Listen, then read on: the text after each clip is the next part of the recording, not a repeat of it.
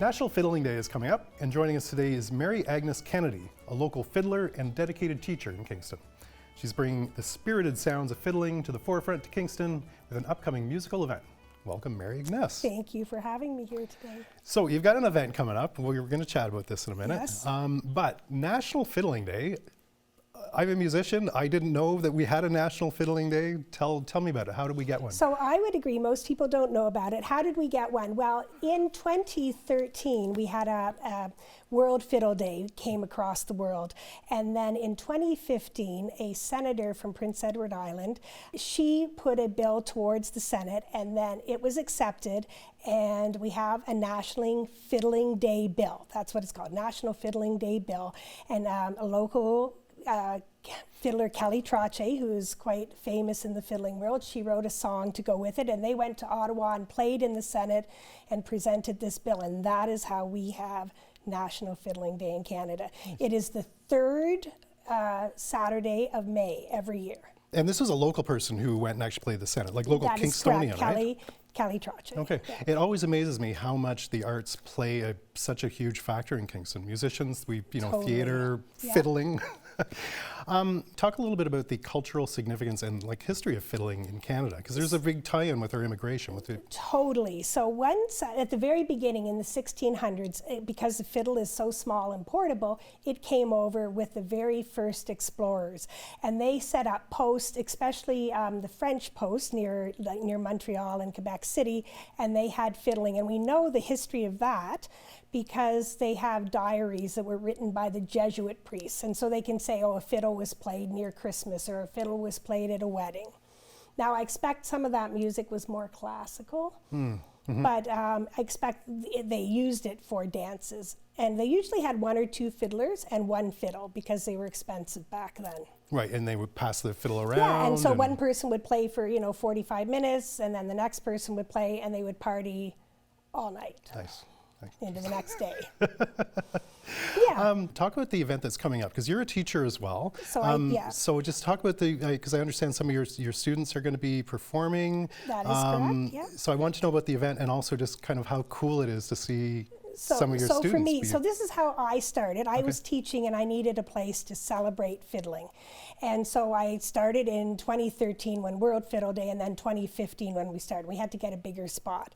So what we did was we gathered the group of fiddlers, because fiddling is like a community event.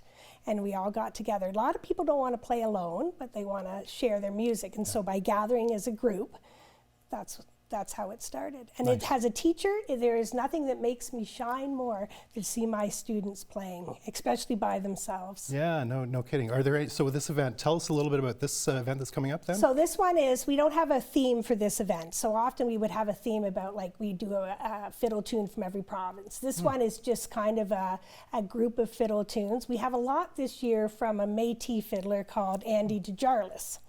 That just happened. We liked his songs.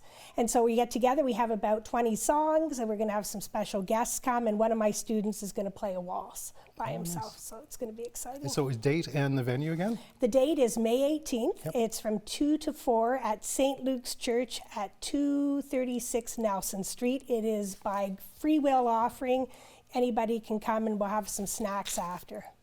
You're going to give us an example of this in a couple of minutes here. Yes. You're going to actually do some fiddling for us, which is awesome. Thank you. Yeah, I'm excited to do that. Just sort of coming back to that student-teacher relationship, and that's got to be very rewarding to see your students on stage and performing with them. There is nothing like having a group of people together all playing the same song, and we all end at the same time, and we all start at the same time. It just is so nice. And it is nice to see the development of people from the very beginning to more advanced fiddling. I don't know if this is true or not, but I get a sense that fiddling, more so than other types of music, is a community type of event. Am I wrong about that? You are not wrong about that. I think because it works so well in a group setting, you can have lots of fiddlers playing, and you don't have to be too shy about it. You can just sit in the back. If you don't want to be the front person, you can sit in the back and play your music loud. And that's maybe why it's had such an enduring enduring social Oh, yeah. cultural quality to it 100%. as well. It brings, for me, what I see is it brings back memories for older people, and it gets children dancing and toe tapping and experiencing music like the chances are they won't ever get to do it in their life, you know? Nice. All right, so you're going to play us a tune here to take us out. Again, just details on the date and the venue again. So it's May 18th, that's next Saturday from 2 to 4 at St. Luke's Church at 236 Nelson Street. And I want to say thank you to them because they let us use that space. And the ladies come and make coffee and tea. Awesome. Well, I hope you get lots and lots of people, and looking forward to hearing a tune here. We're going to play St. Anne's Reel. It'll be fun. Awesome. Thank you. Thanks for being here.